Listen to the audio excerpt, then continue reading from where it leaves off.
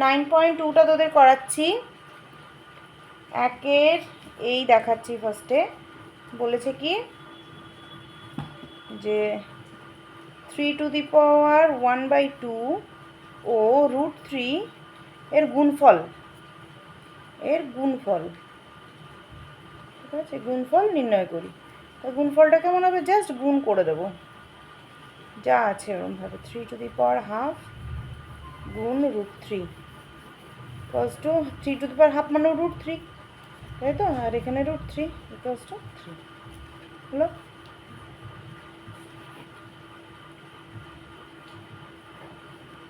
বিয়েরটা দেখাই। এটাকে বলেছে 2√2কে কত দিয়ে গুণ করলে গুণফল 4 পাবো, তাই তো। এত এই রুটকে আমি ধরি এক্স দিয়ে গুণ করলে গুণফল আমি 4 পাবো, ঠিক আছে। তো এখানে আমি এক্স এর মান কী করে বের করবো, ইমপ্লাই চিহ্ন দেব, দিয়ে এক্স ইকুয়ালস টু 4/2√2 করলাম। 2 কেটে গেল, তাহলে 2/√2। 2টাকে কী লেখা যায়, √2 × √2, ঠিক আছে, আর নিচে একটা √2।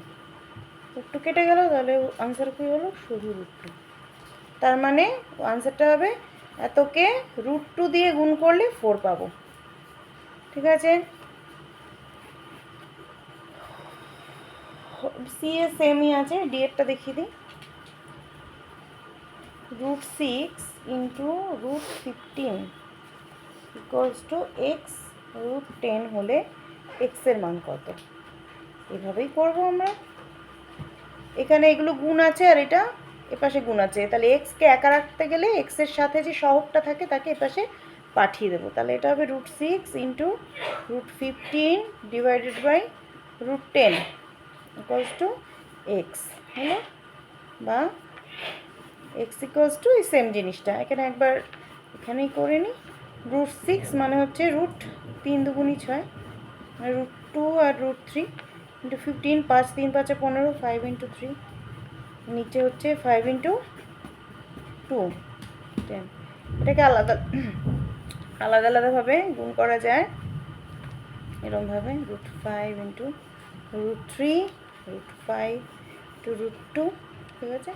এটা কেটে গেল, এটা কেটে গেল, √3 × √3 মানে হচ্ছে পড়ে থাকলো √3 × √3 গুণ করলে শুধু 3, তার মানে এক্স ইকুয়ালস টু শুধু 3 থাকছে, ঠিক আছে। ই এরটাও করি, এরটা ইম্পর্টেন্ট আছে।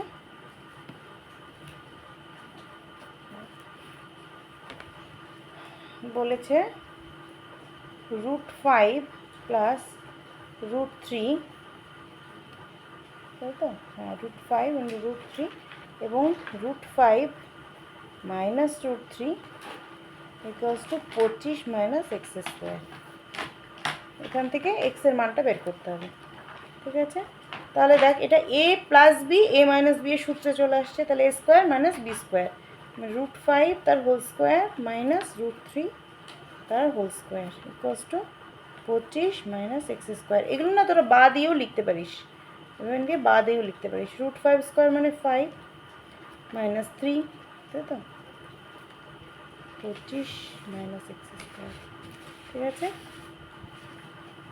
বা এখানে কত থাকছে, 5 - 3 মানে 2 ইকুয়ালস টু 25 - x², বা x² ইকুয়ালস টু 25 - 2, 25 - 2 মানে কত, 23, তাহলে x ইকুয়ালস টু ±√23, ঠিক আছে। দেখ, এটাই আনসার। তাহলে একেরগুলো হলো।